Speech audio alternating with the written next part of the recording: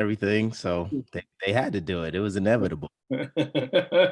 You say, hey, come deliver your food, and then the restaurant they're sneaking and having people in the back and out on the patio and having their food Oh, outside. So you know they should never open it up to begin with. So oh, so everything's gonna be kind of back to square one.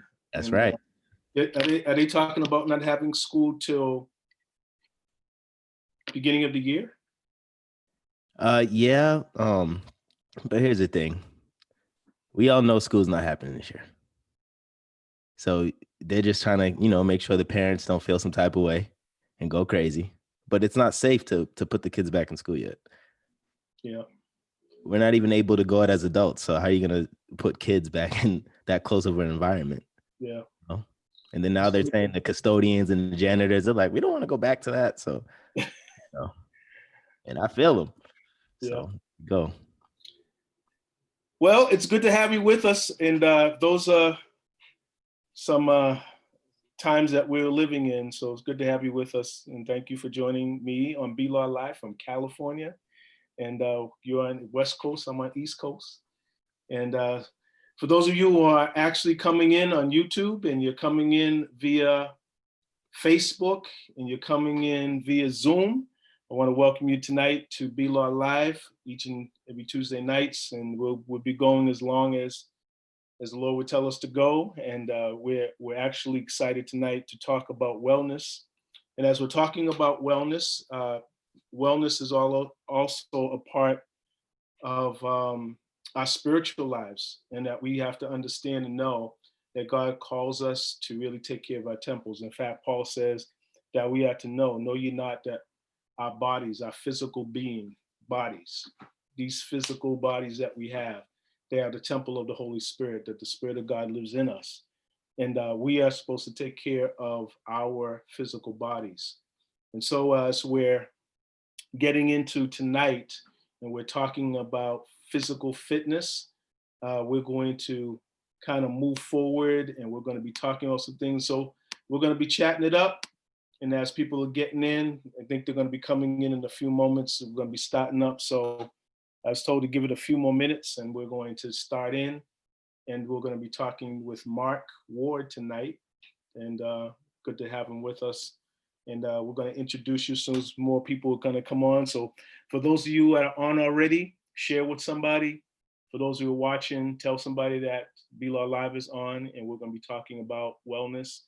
And it's also fitness, and really what that means for our success. And that being fit is really important. And I think it's really something that we have to talk about, especially in COVID-19. We got to talk about what it means to be the best that we can be in our physical fitness, because we have a virus that works on our respiratory and immune systems. And we need to make sure that we have our immune system in top condition, and in the best condition we can have as possible. And that's also built around fitness. So folks are coming in now, which is great. And we're going to now come into a really important moment. And we're going to start off, and we're going to start talking about fitness. So today, Mark Ward is with me, my son, Mark Ward. He is my son. He is my youngest boy of two.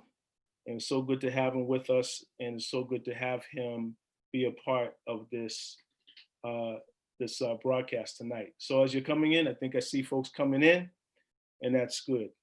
All right, Mark, we're going to get started. It's 8:31, and we're going to kind of go at it for about an hour, and this is going to be a good opportunity. So just tell everybody a little bit about yourself, Mark, and give people an idea who you are, because I know some people know you and some people don't. So who are you? All right. Yeah. So my name is Mark Ward, born and raised in Boston. Yeah, some of you guys know me from church, but if you don't, I'm that young kid running around and playing drums and into the music. Yeah, one big thing is that I love to do is I love my family, love hanging out with people. I love working on my music. I went to Berklee College of Music for a profession now. I produce, and as well as I train clients and in the health industry as well. So that's currently what I'm doing in LA. Times have changed, so we adapt to Zoom, and we adapt to emails. But yeah, that's pretty much sums up who I am and what I do. Yeah. Well, let's just jump right in. Let's talk about fitness. So, tell me why you feel passionate about physical fitness. I know you. You're my son. You work out relentlessly. Well, why are you so passionate about physical fitness? Well, for me, it went through phases of why I was so passionate. So it started off just wanting to improve the image that I saw in the mirror. I looked in the mirror and I said, hey, like I can just improve. Like I want to be better. And then that carried into the consistency. And I noticed how it positively affected my life every day. I felt more conditioned. I felt more energy. I just felt, you know, more uplifted. I just had more energy in general. And that's something um, that I really find to be important. And that also turned into a stress reliever. In life, we go through a lot of things on a daily that, cause us stress and cause us to stay in our head and to overthink certain things. So at times it would just be a great stress relief just to go get a good sweat, just to get your body moving. And then, you can kind of let that type of energy out there and it's like a release. So, yeah.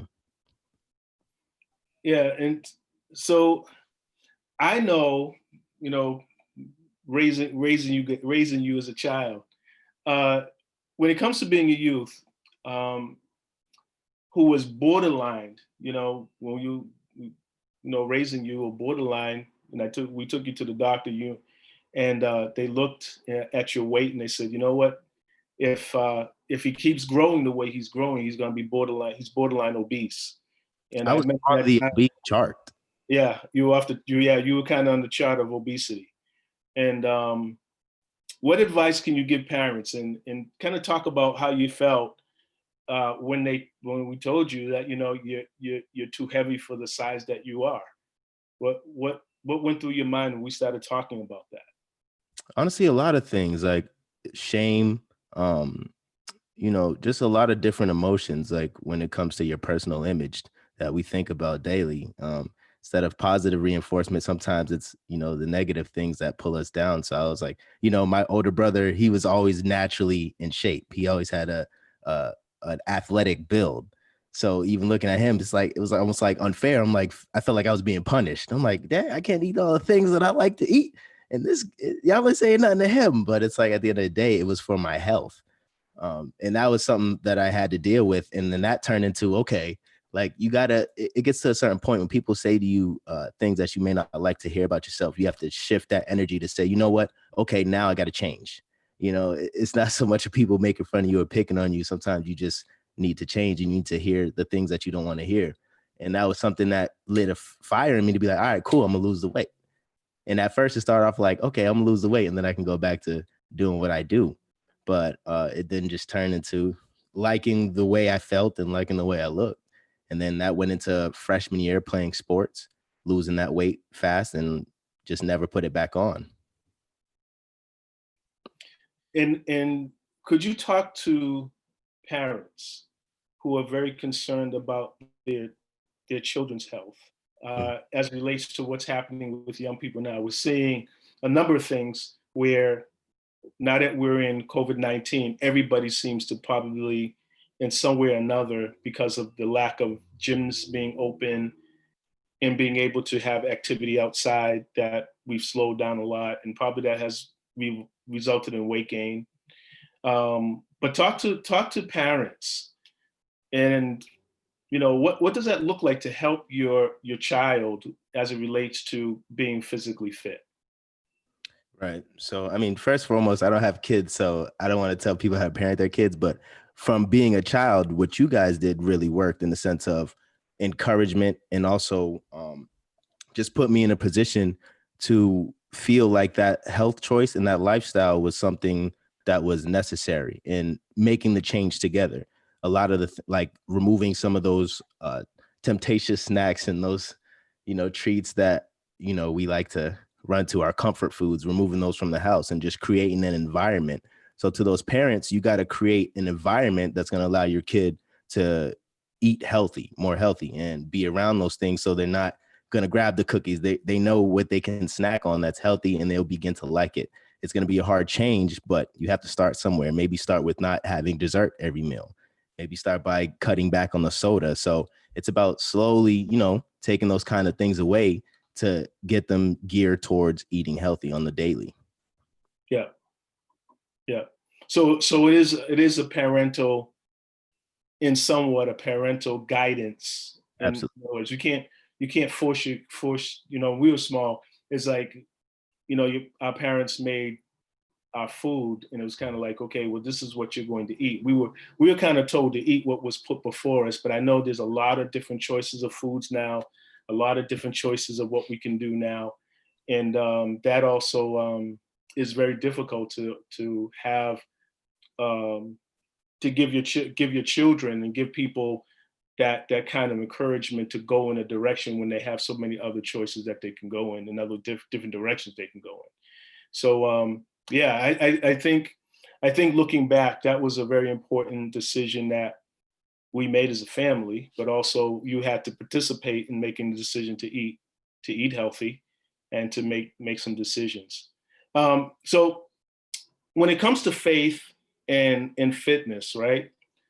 Um, what do you think about faith, and how does that translate into how you keep your temple fit? Mm. Well, for me, I just straight up believe, like it says in the Bible, he says slothfulness is a sin. Not taking care of your body, not taking care of your temple, that's sin.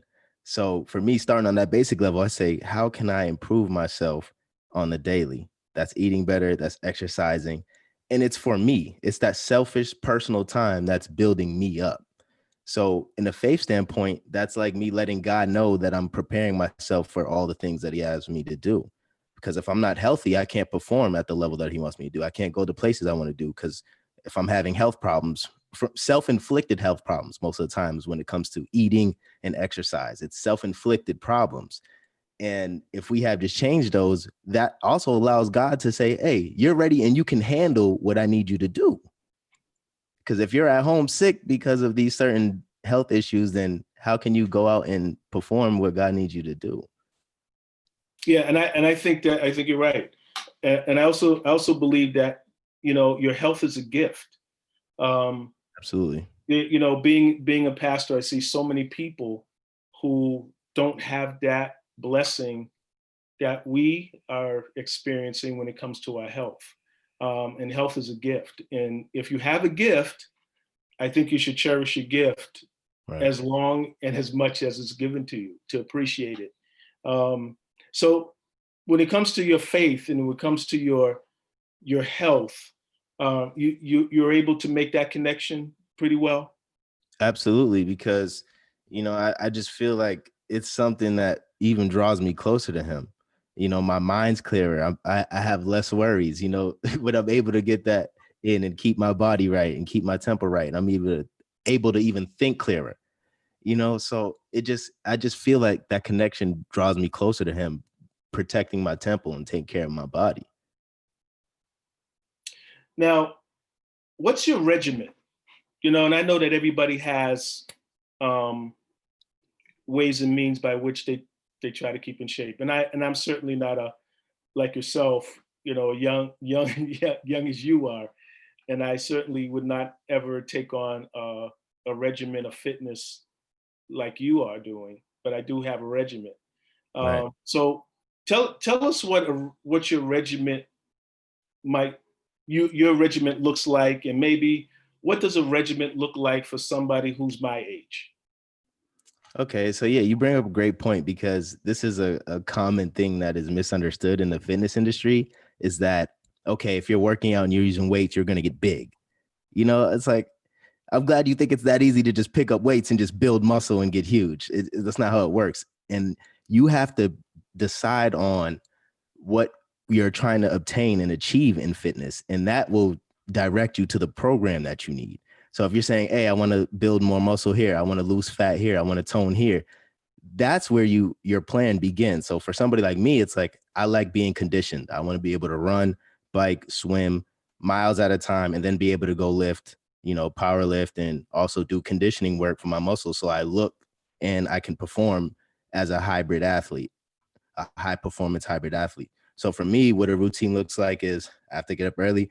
I got to get my meal in. I have my eggs, I have my oatmeal, I have my fruit, and then I'll run 2-3 miles, do about 20 sprints, get on the bike, then get on a Stairmaster. My cardio takes about 40 minutes. And then I go and weight train. And then I'll rest for about 6 hours in between, work on the music, and then I go back for my night session. So for me, the tour days is impactful because I'm able to achieve my goals at a higher rate, but also getting your rest and your meals are just as important, if not more, as the actual training session, because you got to refuel your body. So for me, for a hybrid athlete, high performance athlete, the training is going to be a little bit more intense. The tension, everything's going to be a little bit more intense overall. But somebody like you, if you're like, hey, you know what, I just want to stay movement. I want to be toned. Your regiment's going to look a little bit different. Your Right. workout's probably going to be cut in half, and then you're just going to have to eat cleaner in the gym. Eat cleaner at home. So it varies. Yeah. It varies on the goal. So it varies. So basically, you're saying we have to have at least some kind of goal that we're trying to achieve. Absolutely. So it's And like think about it like this. Think about all the different sports. Even the way they train is different. The person that plays volleyball is going to train different from somebody who plays baseball. The person that, is a swimmer is going to train different because they're exercising and working different muscles. Now, if you want to look a certain way, fat loss and those kind of things, that's a different program as well. So every goal has a different program. You just got to find out what it is that you want out of fitness. now being that it is, gyms are opening up again in some parts of the areas, like in your area, gyms are closing again. Yep. So what would you tell folks that really are having the opportunity to go to the gym? They may be a little worried about, the cleanliness of the gym, Right. how many people were in the gym, you know, some things, of course, they're just concerned about that. I know I'm concerned about that. Right. What would you tell us to look out for if we are attempting to return back to the gym? If you're attempting to return to the gym, I would just say look for the spots, like literally call, or when you show up, ask the front desk what time is, the least amount of foot traffic. They'll tell you, they say, hey, because they like having the least amount of people, especially in these times, in the season of coronavirus, they don't want to have too many people in the building. They're not allowed to. So if you can just ask them, when's the least amount of foot traffic in the gym, you'll have much a handful of people in there. You can get in and do what you got to do. Also, I would say wipe down everything before you use it and also after you use it. And yeah, just practice your social distancing as best as you can. If that's something that's not comfortable for you, you just might have to make an adjustment and either go to somewhere else or transition your workout to home. And so what about home gyms? Let's say you don't have an area by which you have a workout space. Right. Um, what creativity could you advise us on that? Maybe it's, I don't actually have a gym in Mm-hmm. my home, but I work out in my home. So, what tools would you recommend for someone to just, be able to work out in their home, in their space where they live? There's resistance band packages that you can go on Amazon. They're like 20-30 bucks. They come with different uh type of resistance bands from heavy to lighter resistance. That's something affordable and cheap you can do at home, but something that's creative, you can just move a coffee table. It's as simple as that. You could slide the coffee table over to the side and then you got some space to do what you got to do. It's just, challenging yourself to say, okay, I don't have the gym. Well, maybe you have a basement. If you don't have a basement, you got a living room. Move them couches. You can create the space and just set your living room back to how it was. But to say, oh, I don't have a gym, I don't have any space, it's just not true. You can adapt and change a little bit. You just need a few feet. If you can stick your arms out like this, front and back, you got enough space to work out. It's good to know. You don't need a lot of space. You don't need a lot of space. And is there something that you can do every day that Yeah. can help you to achieve some type of progress in your fitness? What should be doing every day? In At my least be a minimum. the bare minimum, you should be drinking water every day. If you say I'm not gonna do nothing at all, like no physical activity, you should be drinking water. For Oh boy. every If you're one of those people that drinks juice or soda, for every soda you should have 3 waters at least. And I Wow. guarantee you will not have the usual amount of juice or soda that you're used to having. Something like that will cut back on your sugar and your stomach fat, the main thing that people want to get rid of. So So what? So just drink what? So water. water. What does water help your body really do that other things that you could be drinking does not do? They're all I mean, beverages. it rehydrates us. I don't know the exact. It's like what 70 or 80% is like of our body is water. Hmm. I don't know the exact percentage, but it's something high like that. So you're just replenishing what your body needs. What's funny is your most common used over the counter drug like an aspirin or ibuprofen. Most of those headaches is because you're dehydrated. That's your body telling you it needs water. And so instead of you just drinking water, most people go and get an ibuprofen or an Advil. You're just dehydrated. If you feel yourself that you're cramping often and you're having headaches and you're feeling dizzy often, you're dehydrated. You need water. So that's like your body needs it. It craves for it every single day. So you have to replenish it. And then especially if you're sweating, you're depending on what your profession is, if you're losing that water and you're not replenishing it, it's just not good for you. Your body will break down. And I know when they talk about water, they talk about 8 glasses of water a day. You Yeah. know, is that the normal thing that you should be drinking, or should you drink when you're thirsty, or do you drink when you're not thirsty? You say, okay, I need to have some water in my body, even though I'm not necessarily thirsty. You know, Yeah. what do you think about that? So my personal opinion and from what I've been studying and reading is if you're thirsty, you waited too long to drink. So balancing your water through the day with I don't think you can diagnose 8 glasses for the entire world.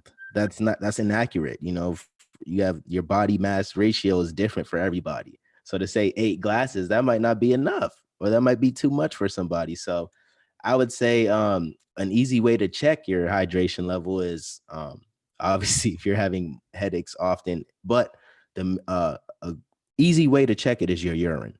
It should be a light tint of yellow, just a light. Too white is telling you you're basically flushing out your electrolytes. You're not retaining enough. You're putting too much water in your system. A light tint is letting your body know you're hydrated. So what I like to do is every so often, just have a little bit of water, even if it's a cup or a glass, just keeping yourself hydrated throughout the day. And then if you're doing something that it's high intensity and you're sweating a lot, then yeah, you might want to drink some more water so that you're not thirsty. But if you get thirsty and your mouth is like dry and you waited too long to drink water. Yeah, I agree. We don't drink enough water, and even more so that if we live in warmer climates and even cold climates, we should be drinking more water. Absolutely. Um, well, question is here: uh, what drinks are worst or the terrible ones to drink? Oh, What drink? If you'd say, what are the beverages we should actually say? We're giving it up. We're done. as a human society, we should just get rid of soda. Like just cut it out. Like not carbonation, soda. It's just like, it's averaging 26 grams and up per serving. It's crazy. Like you don't need that. That's terrible for you. It's just horrible for you. I just think sodas are just is bad. Trust me, I get it. I used to drink them. I used to enjoy them, but just gets to a point. It's terrible for you. So how much soda we start do we drink? I don't know if you know the statistics. Do we drink a lot of soda as African Americans? Do we drink a lot of soda? Soda and Kool-Aid, Soda and Kool-Aid. soda and Kool-Aid, all sugar, all processed sugar. That's all it is. Sugar and water. And then we have Then we have iced tea yes. That's no better. or sweet tea. Yeah, see, that's another misconception is the sweet tea is, oh, I'm not gonna do a soda, so I'll do a sweet tea. You're still drinking all sugar. And so we crave that sugar. So how do you break a sugar crave? You know, Well, I I do think, have sugar craves, and yeah. sometimes sugar gives me that you know what caffeine does to some people, sugar Mhm. does to other people, and sometimes it's like you just got to have that sweet thing or that Yeah. sugar. How do you break a sugar craving? Well, yeah, I'm one of those people too. I have a sweet tooth. You know, I like the home baked goods.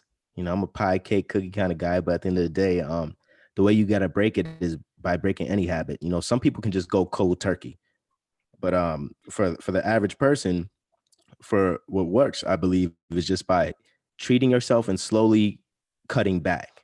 So, like, if you're used to having a dessert every meal, say, okay, I'm only gonna have dessert for these 2 weeks Yep, for one meal a day. Then the following week, every other day. And then you start cutting back. But you can ramp it up a little bit faster than that. I'm just saying for those people who are like, oh, I think it's impossible to do. If you're one of those people, then you could spread out the timeline a little bit. Say in a month, I want to be down to one dessert per week or two desserts per week, depending on whatever your fitness goal is. that's good. And are all sweets the same in terms of their ability to do something destructive? Are there any sweets that are basically good for you? That's a great question. Actually, dark chocolate is great for you. It's good for your blood. It's good for your heart. But that I'm not saying you go out there and get 3 Hershey Kiss bars. That's not what I'm saying. You know what I'm saying? Just a little bit every once in a while. You But saw me eat one of those before. I mean, hey man, no judgment. I wasn't putting you on the spot. I wasn't putting you I on blast. I love the milk chocolate, not so much the Yeah. dark chocolate, but it's good to know that the dark chocolate is much healthier.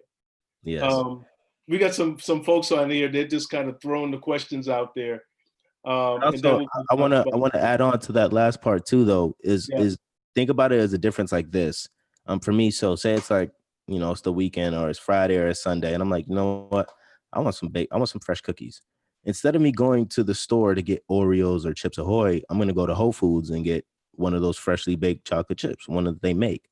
So substituting those heavy, high processed foods that you like, I think a lot of people think, oh, if I'm eating cleaner, eating healthier, it's not going to taste as good. It's actually not true because once you get accustomed to eating, healthier and better, that stuff doesn't taste as good anymore. It tastes like pure sugar. It's more of the branding and the look of it that keeps people hooked in the sugar, but it's not the actual taste of it. It's not the actual quality. It's not quality good food. Those those Oreos and stuff like that. Just go to a bakery, get some cookies from there versus getting that Chips Ahoy or whatever you would normally get. So making choices to get fresh baked goods Exactly. versus high process baked goods is Right. better for you. Okay, Absolutely. that's good to know. Got some questions about exercise and some physical fitness exercising, and so we're gonna go right to the questions because they're coming in. All right. Mhm. So, being a physical trainer, which you are, okay, you have your credentials, and so that you do physical training, and you do have clients that you train. So, one question is, how do you get motivated to exercise again after you have stopped? Yeah, you just got to put that goal in the forefront of your mind. So maybe choose a piece of clothing. If there's a pair of jeans that fits too tight, put that pair of jeans on a hanger and hang it up on the door. So you got to walk by it every time you leave your room. If it's a wedding dress, you got your wedding. Oh, I want to lose 8 pounds for my. Put the wedding dress on the door. If it's a way you want to look, take a picture and make it your screenshot. If it's somebody you're motivated by, you just need to set yourself reminders. And then also at the end of the day in this fitness industry, from what I noticed, the clients who are most successful are the ones that motivate themselves the most. We all need a little boost and a push sometimes, but you got to make it up in your mind that the change is what you want, and you got to push yourself. And it's the hardest to do when you don't feel like it, but that's when you need to encourage yourself. And maybe having that image in front of you on the daily as a reminder will help you be like, well, I made a goal, and if I don't stick to it, then I'm choosing not to do this. Right. That's good. Another question is, what are some of the basic exercises that I can do to start building strength? So they tried to do push-ups after being in this, in a position where they haven't exercised, Hmm. sedative position for a while, um, and they can only do five. Right. So because they haven't really built up muscles to do that, what would you advise them to do about some basic exercise to kind of build the muscle strength that they need so they can do push-ups and sit-ups and those types of things? Okay. Yeah. So, like, once again, it varies from every client. So I don't like to generalize because everybody's assessment will be different. The way people move are different. Strength levels and fitness are different. But one easy way to build strength is obviously consistency, shortening your rest periods. So if you're used to doing only five push-ups every 2 minutes, maybe you cut the rest period. Maybe you try some negatives. Like a negative is a regression to a movement. So say you can only do five push-ups, right, from the ground up. Maybe you start up from top and slowly let yourself down. So you're still getting that same resistance, but you're also building yourself up to be able to do more push-ups for the next time. So trying those same movements after you get full range of motion, try doing a regression. So cutting the movement in half or starting from the top point of the movement and going from there. It's good. I've also seen people, when they start doing push-ups, they don't start in the full push-up position. What about putting your knees down? Yeah, there's no How does shame in that putting work? your knees down. That's what's gonna help you build strength. Sometimes people in this fitness industry they see things and they want to be able to achieve it that day, but it's those regressions that are gonna help you to build up to doing those 20 push-ups in a row, 50, whatever your goal is. So no shame if you do five from your five standard push-ups, and that's all you got. Go from the knees and do another five. That's gonna help you as well build toward those standard push-ups. So there's no shame in going from the knees at all. It's You're good. gonna get a pump. You're gonna feel it. You're gonna feel it. Your arms, your triceps, your chest, your back. You're gonna feel it. Keep your core tight. You're gonna feel it. That's good. Next question. I see a lot of people not making a lifestyle change, but doing a keto diet. What are your thoughts on that? I don't understand how eating fat and so much meat is healthy in the long term. What's your idea on that one? I'm not a diet kind of guy. I don't believe in those diets because how can you diagnose millions of people and say that if you eat like this is going to work for you and your body? And it's not healthy. If you just change the way you actually, eat and really took the time to either find a nutritionist, do research and exercise, that's going to get you to your goal. Drastically changing your diet like that, something as drastic as a keto, is actually not healthy for you to do that quick. It's just not. If you just look at science, um, protein intake, calorie intake per body weight, it's just not a healthy diet. It's just an easy hack for people to do to lose weight. And then actually, sometimes of those people, they're losing muscle. You know, when you're not replenishing your muscle enough, the first thing your body eats at is your muscle because it's the highest in nutrients and protein. So Mm, you're going to lose muscle. That's why you see some of those people that, they'll look like they're getting smaller, but they still, they're not in shape. They're not toned. That's because they're losing more muscle than they are fat at a high rate because they're not replenishing. So I'm not a supporter of those kind of diets at all. And well, that's just my opinion. That's just my opinion. yeah, because diets are, that come on the market. The industry is a $1 million, $1 billion industry when it comes to all types of diets that you can do. So yeah, thank you for that question. That was a really, really, really good question about the keto. Um, Another question is, I hear a lot of families say that it's so expensive to eat healthy, fresh vegetables, fruits, than eating processed food, and this has been a problem for communities of color. Yes. So how could we get better food Mhm. and for good pricing? What do you think about that? I think you just I think it's also another myth. It's really not more expensive than you going to McDonald's or whatever and getting your kids who are eating actual meals. I don't even know how much a meal is, but it's got to be at least what, $10 or something like that. You can go to Trader Joe's, get a pound or two of chicken, some veggies and rice for $10. So, doing something as simple as that, it's just finding the alternatives.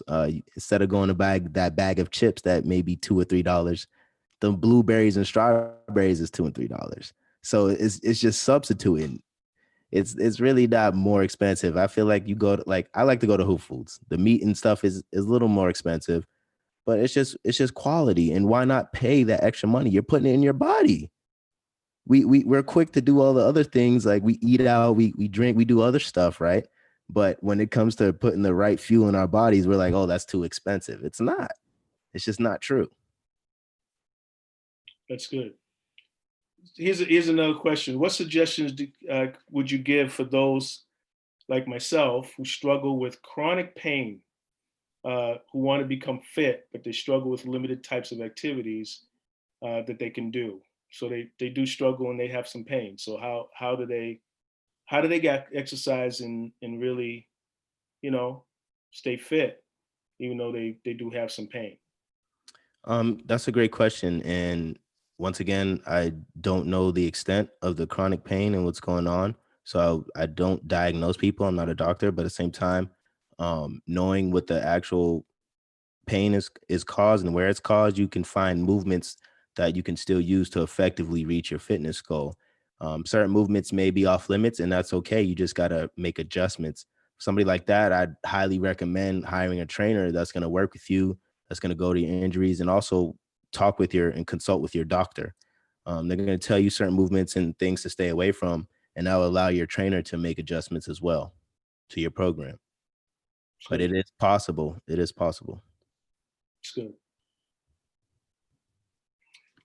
One comment is that sometime we should have you on to do some Zooming with us and do some demonstrations with us on Zoom. Would you like to do that?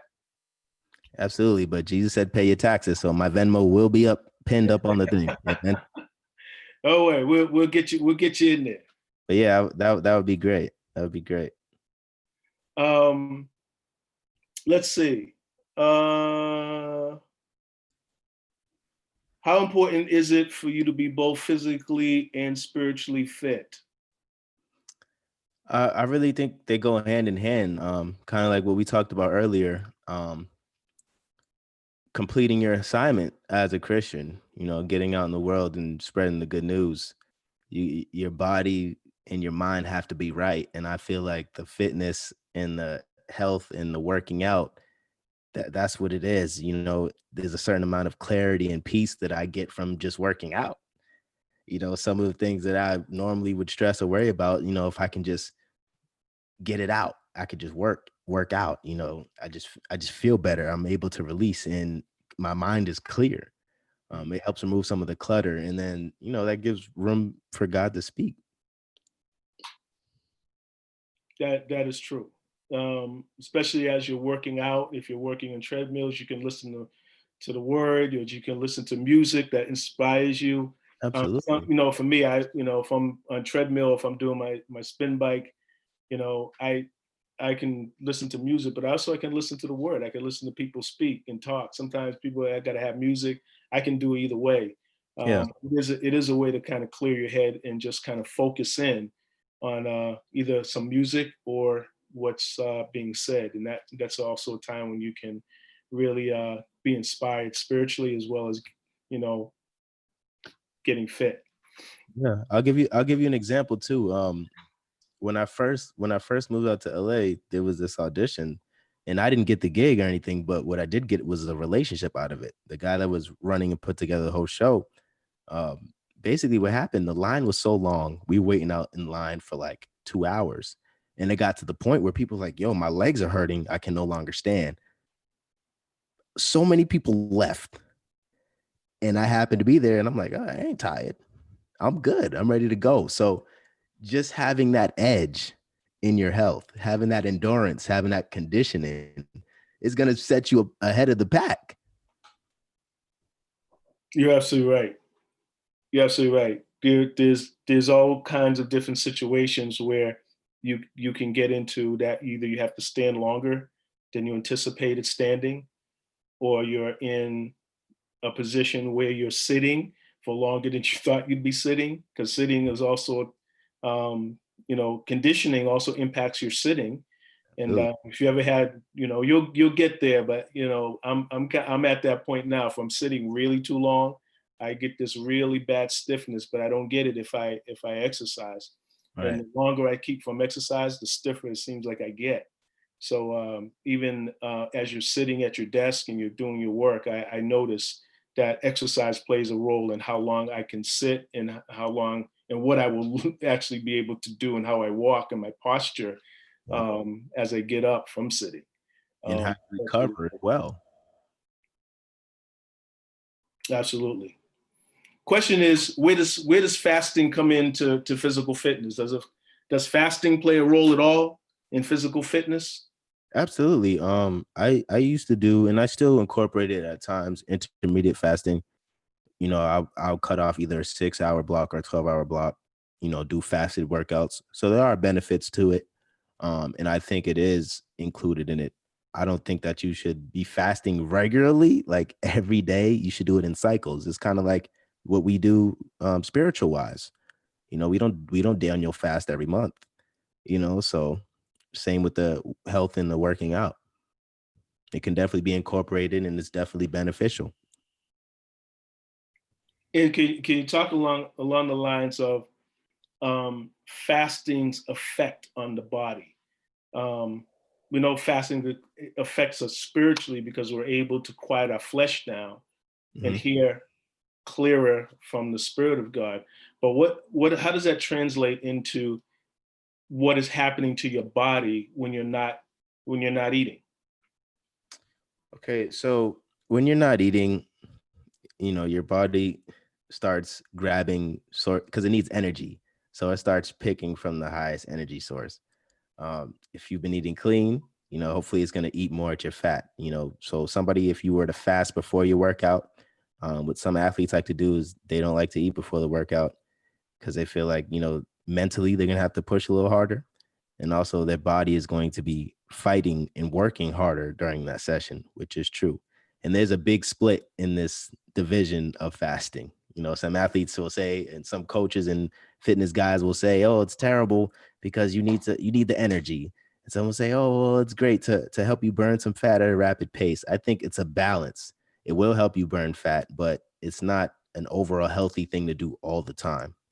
So when you're fasting before a workout, make sure you can still have a little bit of water, stay hydrated. Um, and if you're just fasting for the spirit, what it'll do for your body is it's also giving you that time where you normally would be eating to connect and become closer with God and to remove your mind from what your body needs at that moment and the cravings and everything and be able to focus in that moment. It's good. So another question is, can you give an example of typical meals that you eat during the day? And I know you probably eat a little differently than many of us eat because of your training and the type of workouts that you do. But just give us an example of the kind of meals that you can eat each day that's can help us with our better be physically, fit. Well, I think some for me personally, I normally stick to like 8 ounces of protein. Um, I eat as much vegetables as I want. I don't think there's a cap on vegetables. If because sometimes like if I'm still hungry and I don't want to eat too much rice or anything else, I'll just eat more vegetables. That's gonna help my body break down the food faster and help move my bowel system. So a typical meal for me is, my 8 ounces of protein, some brown rice, some jasmine rice, and vegetables. Love my greens. Love, got the beets, got your different kind of veggies, and that's like a typical meal for me. And then towards the end of the day, I completely just stick with the protein and high veggies. So most of my carbs come in the beginning of the day. And how late should we shut it off? How late Um, should we shut off the food? Depends on how. late you stay up, because I'm a believer. They say like 7 o'clock, 8 o'clock is the latest you should be eating, because that's when around where the average person goes to sleep, like 9 o'clock, 10 o'clock. But yeah, you want to shut it off. I'd say give yourself good 2 to 3 hours before you eat, and you shouldn't be snacking or eating anything. Just have some water. Um, you don't want to be going to bed with a full stomach. That's just not healthy. You know, it also kind of makes me think of another thing. Eating to the point of when you're so full. I used to do that as a kid all the time. It just got to a point where you're like you become addicted to the taste. You, you like the taste of it, and you're not hungry anymore, so you keep eating, and that's where we gain that extra fat and stuff we don't want, because you're overfeeding yourself. So you need to eat to the point where you're satisfied, but not that you're like, oh my goodness, I gotta remove my belt. When you're eating like that on the daily, you're overeating. So that's another thing that you could do to cut back on the fat that you don't want, is Right. not eating too late, not eating high concentrated, high processed sugars and fats and carbs late at night before you go to sleep. That's So good. yeah, give it a few hours. You're gonna be hungry for a little bit, but your body will adapt. Your body's a machine, so whatever you train it to do every day, it's just gonna be used to. So it's good to just cut it off at least 3 hours, probably like 2 to 3 hours before you retire. Yeah, if you're gonna sleep at 9, like 6, 7 o'clock, the latest you should be eating, and you're good. Mhm. That's good. Because your That's good to know. body, while you're sleeping too, your body's still gonna be breaking down the food. But depending on what you eat, that's also gonna determine how fast your body's gonna process what you just ate. Mm. Okay, that's good. That's really good. That's helpful. Another question here. Can you give an example? Well, here's a question. Is there value in a brisk walk? What's a good starting goal? Yeah, if you're somebody that's not active, absolutely. Like that's something that you definitely would want to start with. Just to get the blood flowing, and you want to increase also, maybe if you can't, depending on what your physical level is, if you can't increase the intensity, maybe you increase the distance. You know what I'm saying? Because after a while, that same brisk walk, if you do the same thing every day, or if you do this, your body adapts to it. So you're not going to see the same results. So you have to add distance, or you may have to pick up the pace. So say you say, I do 4 laps around the park. How many ever laps you do around the park? Um, maybe today you do 5. Maybe today you only do 3, but those 3 laps, you're moving a little bit quicker. So, changing things up like that to get your heart rate up. And what's a But yeah, good heart rate to have? Kind of like either you're riding your bike or you're walking. What's a good heart rate measurement if you know that to kind of make sure that you're burning some calories? that's a good question. I don't know the exact heart rates for every group, but there are different. I think it's like a 5 to 10 year range that you can literally just look online on the Heart Association. There's literally ranges that you can look in to tell you from your weight, the exact number for your heart to be beating, for you to be burning fat at a certain Oh, rate. really? Absolutely. There's literally a chart. Most gyms have them too. Wow. I didn't know they had to get it down that. Are they pretty accurate? Yeah, they're pretty accurate. There's like a good range. And at the end of the day, um, a chart still can't tell an individual their heart rate is to get them to be sweating. You wanna sweat. So if you feel like the pace that you're doing, you finish and you're like, ooh, like you shouldn't finish your workout and be like, oh, that was fun. Like you want to feel like, okay, you want to feel accomplished. So it's like you want to push the intensity a little bit. I'm not telling you to run until you fall on the ground, you know what I'm saying? But you do want to challenge yourself and push the intensity. Yes. Yes, that is true. That is true. Intensity. Yes. Depending on, like, and that's what I'm saying, is different for everybody. You may have a heart condition, there's so many different things Hmm. that go into, that's why I'm not really a big fan of the BPM chart, because although could be accurate, say, yeah, if you're doing in this range, you're going to be sweating. At the end of the day, the sweat tells it all. So for those that don't know what a BPM is, explain what a BPM is. So your heart beating your heartbeats per minute. Okay. Now here's a comment that was made. It said, my Apple Watch reminds me to stand and move for 5 minutes each hour Mm-hmm. when they're working at their desk. And I Mm-hmm. know that people wear Apple Watch. I wear Apple Watch as well, or a Fitbit. Um, how are those? For those who are fitness trainers, what's being said about those type of devices? I mean, yeah, it's a tool, it's a resource, but once again, those kind of devices, it's like, I mean, it's a joke we trainers have. It's like, with Steve Jobs in shape, it's like, it's kind of one of those jokes. It's like, you gonna let this watch tell you got to stand up. Like, if your legs are getting tight and they're cramping up, stand up. Like, that watch does not know how you feel. Those are just generalizations. But if you're using it as an app to keep active, that's great. But it's not a badge of honor to say, hey, I use my Apple Watch and it tells me to do 5 push-ups. I do 5 push-ups. That's not going to get you there Yeah, I understand. at the rate that you want.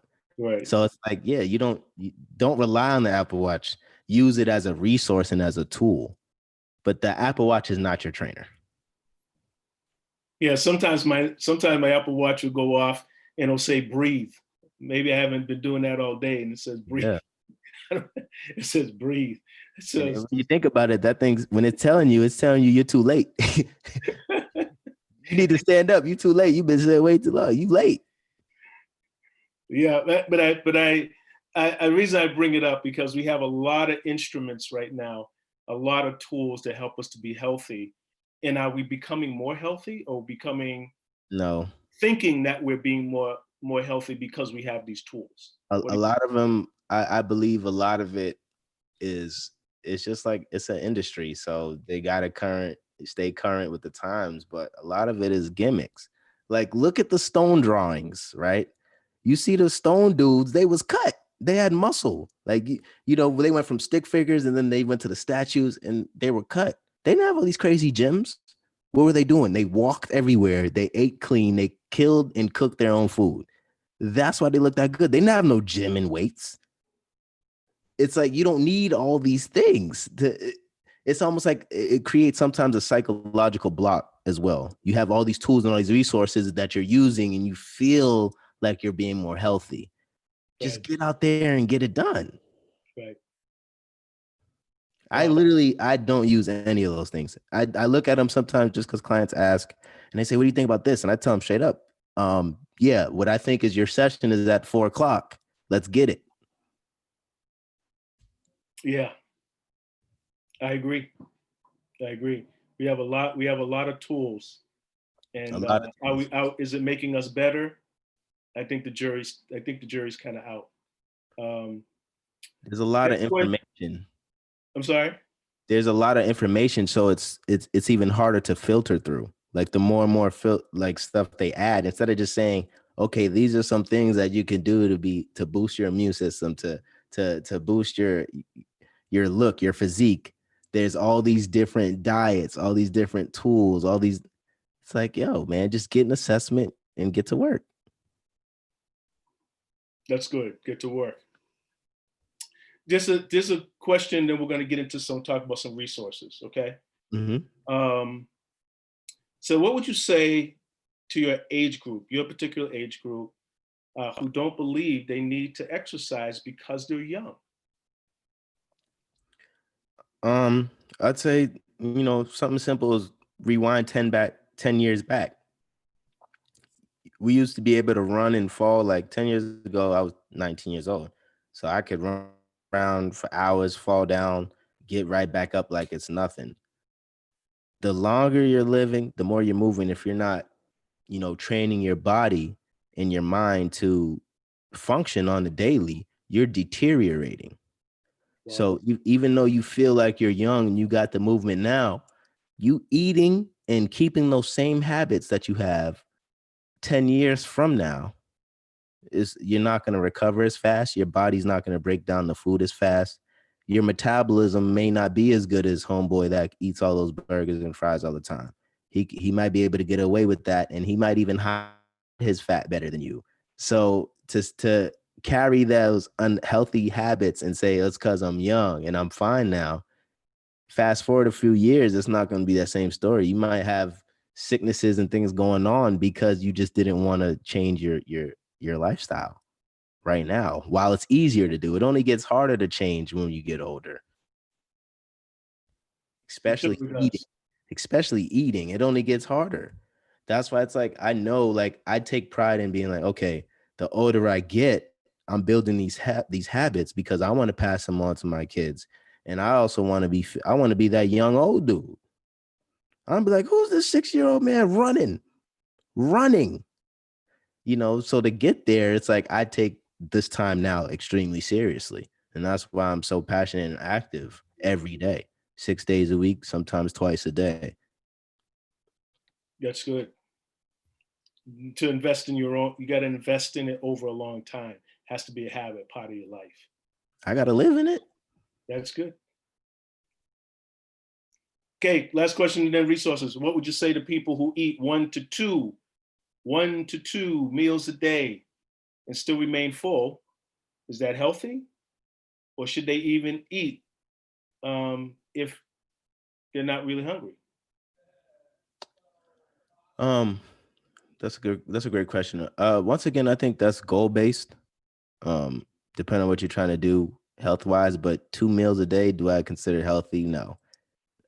Don't believe you're getting enough nutrients and protein that you need. And if you are, then that means you're overeating in the sitting, which is not healthy. So to answer the question of just 2 meals a day, is that healthy? In my opinion, no. Wow.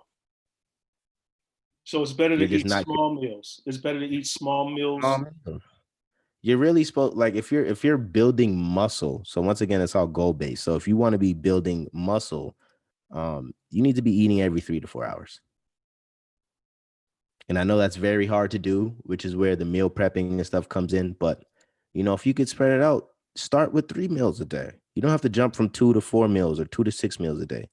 Just add that extra meal. Most people miss breakfast and either have a late lunch and skip dinner.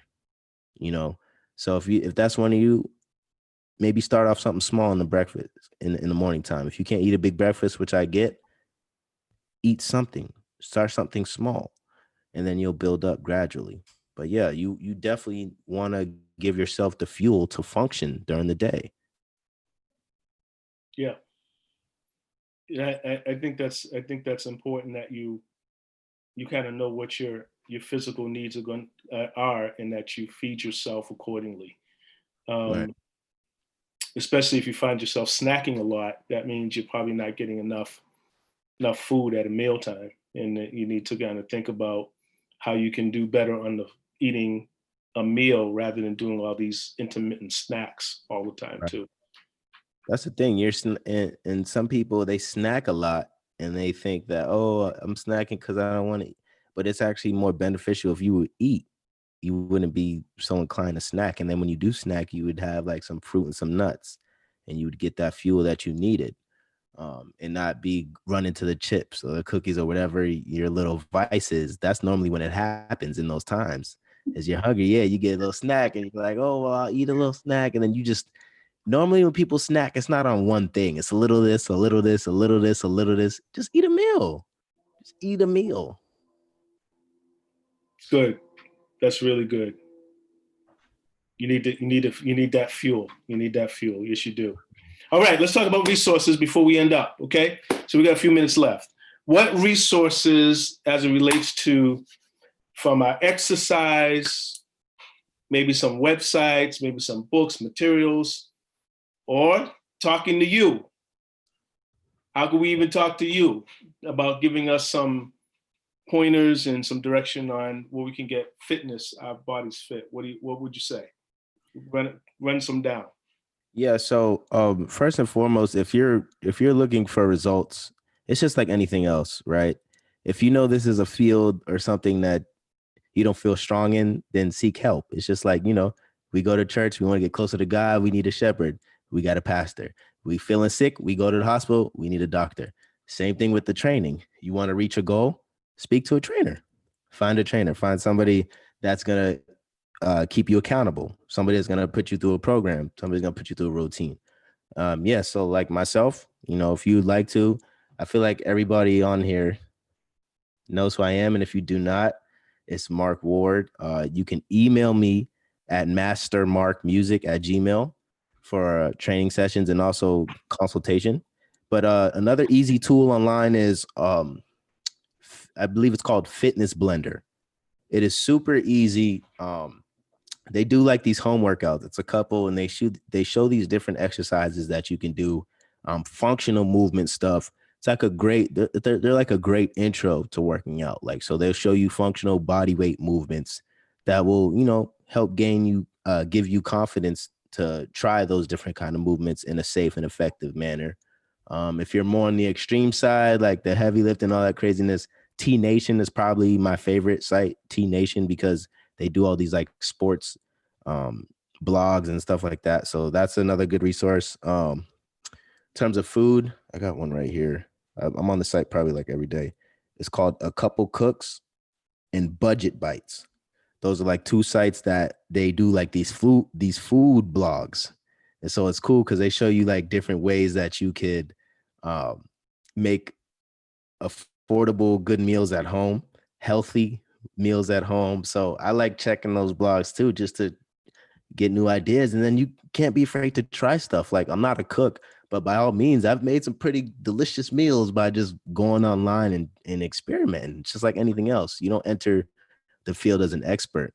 So yeah, those are some of the things I use. And I'm a big people guy, so I'm always calling. Like, I have a nutritionist. I call her all the time, ask her questions, bother her. I also have a trainer. Yeah, I'm certified. I have 3 different certifications, but I also have a trainer because I know the importance of having somebody that's on me and checking in with me and keeping me on routine. And so I'm reaching my goals effectively. I've come to the place where I can push myself. Like, nobody motivates me more than myself. Like, I'm my biggest cheerleader. But at the end of the day, having somebody there to support you and to push you, you're just gonna reach your goal at a effective, faster pace. Which is true. Well, it sounds like discipleship, where you have to have somebody who's ahead of you to kind of bring you along, and somebody to really pull you into another level by which you probably would not go on your own. And that's really discipleship. So, in other words, we all need disciples in different facets of our life, whether it's in our finances. You need people to disciple us in the spiritual things. We need also disciples in the physical realm. We need disciples in our relational realm. So discipleship comes in a lot of different ways, and so trainers do help us to achieve those goals physically, because we do need that. Right. Yeah. So this was great, Mark. This was wonderful. It's not. We don't. We just cherish the moment that we just had this hour to talk about wellness and talk about fitness, and we want you to plan on coming back and maybe do a couple of fitness moves with us. And those who watch by Zoom, you can actually see him do some exercises that we should be able to do as no matter what age we're at, we should be able to do those exercises. So you're gonna have to take it easy on us, because there's certain things that you can do that I certainly can't do. So we trust that we're gonna set that up. Okay. It would be to help benefit everybody, not to show what I could do. It's that's the thing, as a trainer, to know that you have a good trainer, somebody that's pushing you towards your goals and not enforcing what they want you to do for you. Is really finding out what you want to get out of it. And so that's what I would do. If we had a group session, which I would love to do, just put together a program that's going to help people sweat and lose fat or whatever they wanted to do, and just to be effective. So yeah, I wouldn't try to kill you guys, but you're gonna work. You're gonna work. It ain't gonna be no walk in the park. That's awesome. That's Yeah. awesome. Well, thank you, and we uh, we are blessed by having you come on and just talk to us about fitness. And thank you, everyone, for being a part of BLAW Live tonight and sharing your questions and your thoughts and ideas, and have some laughs in between as well on BLAW Live. And we're here to always encourage, we're here to always strengthen, but we're also here to educate and hear things that we haven't heard before. So I thank all of you for being a part of this session tonight. So with that in mind, may the Lord bless you, may the Lord keep you, may the Lord cause his face to shine upon you, may the Lord be gracious unto you and give you his shalom, his peace, until we meet again. So have a good night, everyone, and thank you so much for being a part of BLAW Live. Have a good evening. Take care now.